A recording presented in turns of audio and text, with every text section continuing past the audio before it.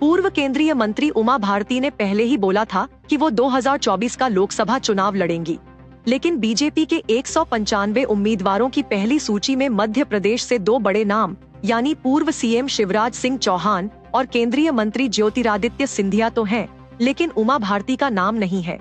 इसलिए सवाल उठ रहे हैं कि क्या उमा भारती को बीजेपी ने दरकिनार कर दिया है।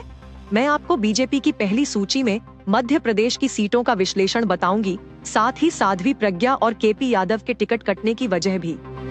इस वीडियो में आप ये भी जानेंगे कि बीजेपी ने राज्य की 5 सीटों को अभी होल्ड पर क्यों रखा है।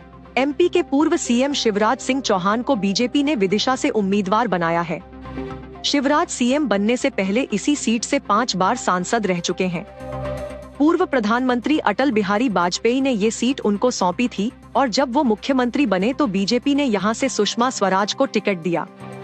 अब पूरे 20 साल बाद शिवराज एक बार फिर विदिशा से लोकसभा का चुनाव लड़ेंगे। उनको टिकट देकर बीजेपी ने बता दिया है कि अब उनकी जरूरत दिल्ली में है।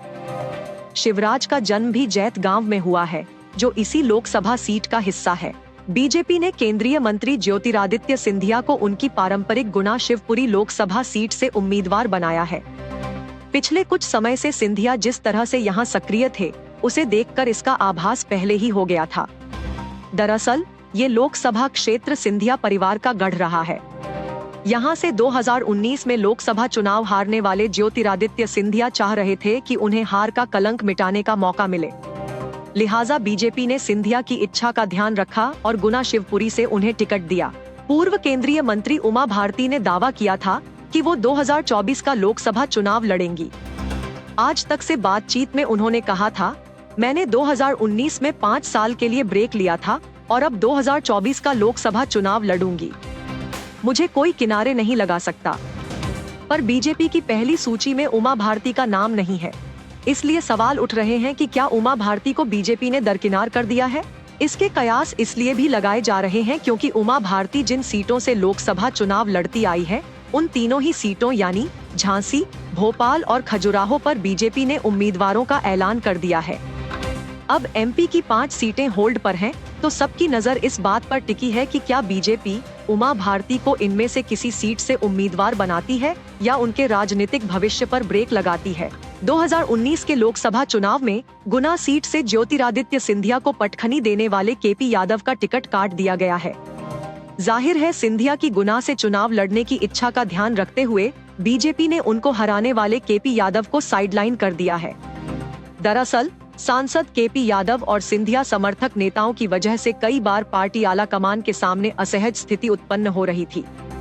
केपी यादव खुद कई बार इसकी शिकायत आला कमान से कर चुके थे कि सिंधिया समर्थक मंत्री उनके सांसद होते हुए भी इलाके की महत्वपूर्ण बैठकों में उन्हें नहीं बुलाते और शिलान्यास पट्टिका में नाम नहीं देते।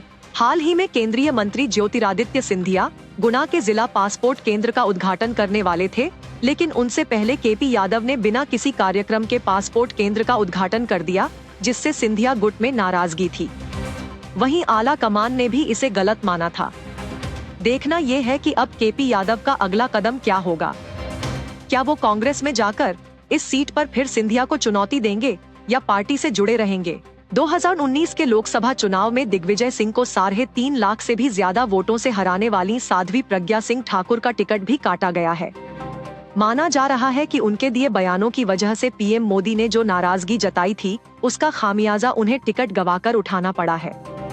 पीएम मोदी ने तब कहा था कि वो दिल से कभी उन्हें माफ नहीं करेंगे।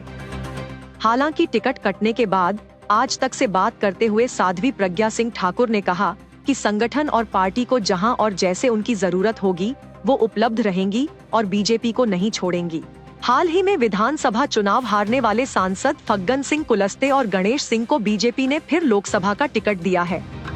अब आप सोच रहे होंगे कि 3 महीने पहले ही चुनाव हारने के बावजूद इन्हें टिकट क्यों मिला। तो बता दें कि जातिगत समीकरणों को ध्यान में रखते हुए इन्हें लोकसभा का टिकट दिया गया है। मंडला से उम्मीदवार फग्गन सिंह कुलस्ते सूबे के बड़े आदिवासी नेता हैं, जबकि सतना से उम्मीदवार गणेश सिंह कुर्मी समाज से आते हैं। बीजेपी गणेश सिंह का टिकट काटकर एमपी में बड़ी ओबीसी आबादी को निराश नहीं करना चाहती। वैसे भी सतना लोकसभा सीट पर कुर्मी वोटर निर्णायक भूमिका में हैं।